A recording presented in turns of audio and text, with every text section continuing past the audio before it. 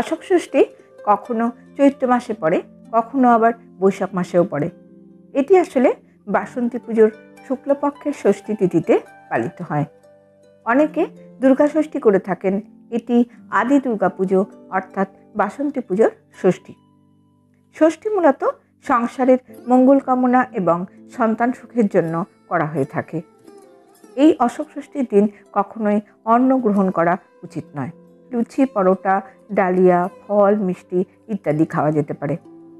মা ষষ্ঠীকে পুজো দিয়ে প্রণাম করে 6টি অশোক ফুলের কুড়ি, 6টি মাসকলাই, দই এবং কাঁঠালি কলা দিয়ে গিলে খেয়ে নিতে হবে।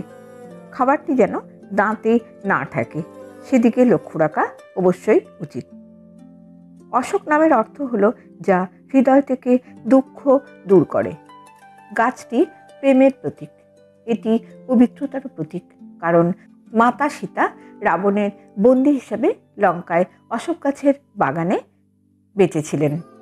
এবার অশোক ষষ্ঠী চৈত্র মাসেই পড়েছে। একই দিনে গয়াতে স্কন্দ ষষ্ঠী এবং উত্তর ভারতে সূর্য ষষ্ঠী নামে এটি পালিত হয়। আগামী 20শে চৈত্র 23 এপ্রিল 2025 বৃহস্পতিবার অশোক ষষ্ঠী ব্রত পালিত হবে। ষষ্ঠী তিথি রাত্রি 3:18 পর্যন্ত থাকবে।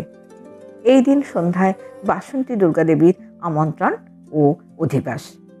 নমস্কার বন্ধুরা, ভিডিওটি ভালো লাগলে অবশ্যই একটি লাইক দিয়ে চ্যানেলটিকে এগিয়ে নিয়ে যেতে সাহায্য করবেন।